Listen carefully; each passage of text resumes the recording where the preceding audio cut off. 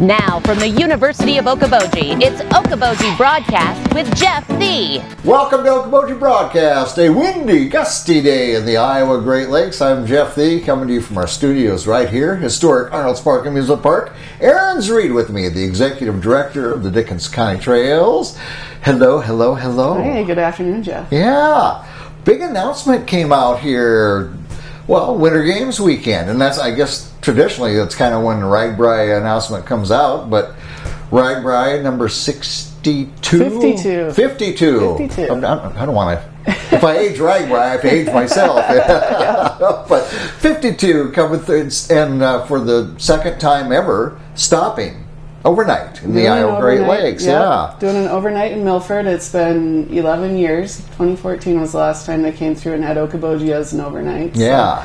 So we're a little bit of a complicated area for RAGBRAI, but we definitely have a lot going on here. We have it's a beautiful region. We have beautiful trails to showcase for all these bike riders, and I think we have the ability to really put on a good event.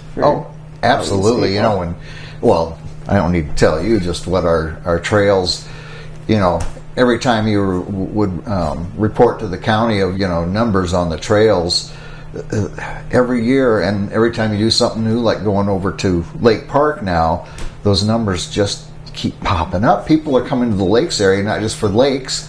They come up for the trails as well. Yeah, absolutely. It's been remarkable. We've just about doubled in trail usage since 2018 with all these new trails that we've built. Isn't that amazing? 416,000 counts for 2024. Yeah. So it's becoming more and more popular. I think, people are discovering that we have great trails and great scenery, and it just brings people here to enjoy it. That's right. Now, how about... how's the process with getting hooked up with Clay County? How's that coming? So we are working on that. We're hoping to get the first 3.5 miles done this year. So the first 1.5 miles will start in May. Okay. And then with the state rec trails funding we got last year, we'll be able to roll into the next 2 miles, hopefully. So we've got that almost completely designed, and we're just working out the few last details. Yeah. And then with state funding, it's a lot easier than federal funding to move a project forward. It's not nearly as many hoops to jump through to get red tape, paperwork, all that. Yeah. So, and it's what I think is just marvelous is RAGBRAI coming through. We're talking about biking enthusiasts from, I was going to say all over the U.S., but really they come worldwide. 20 countries, too, yeah. That's amazing. Something they started 52 years ago, and people come for this. And the comment I got 11 years ago, since it had never stopped here before, these people been on, and I mean from Boston, L.A., Denver, San Antonio, wherever they're from, and had been on RAGBRAI for decades. And we had no idea there was lakes like this. And now the opportunity for them to see our trails. Absolutely. If they're biking enthusiasts, we got to get back to that little spot in northwest Iowa. Absolutely. I mean, you got the lakes are a gem up here, and then you add in the abundance of recreational opportunities. It's just a great place to come visit and eventually live here. You're lucky. You're lucky. If we could suck them in, that'd be awesome. Yeah. It was interesting. We did go down for the bike expo and banquet, and then did the RAGBRAI announcement party over Winter Games weekend. And it's fascinating at the expo how many people that I talked to that had never biked up here and had no idea that we had the trails that we do. And I was just like, wow. It's going to be a little mystifying to you with as involved as, you are in it. Yeah, and even some questions about, where are you at? And I'm like, really? I'm like, we need to be down here every year sharing this story, because I don't think, people just don't realize that, for one, we've just grown exponentially over the last decade. For the trail growth has been tremendous. Yeah.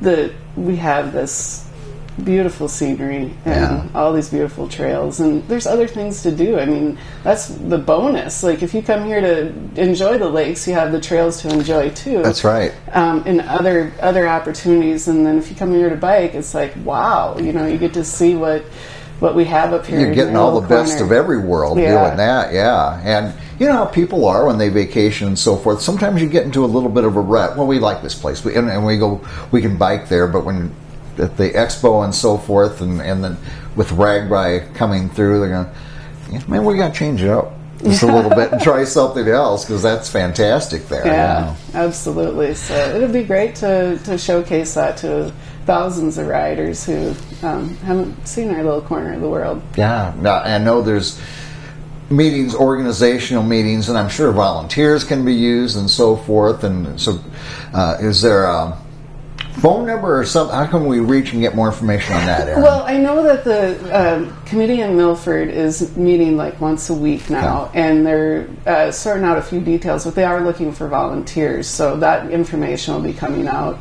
soon. I just don't know what that is yet. Yeah. So once it's early in the game. Yep.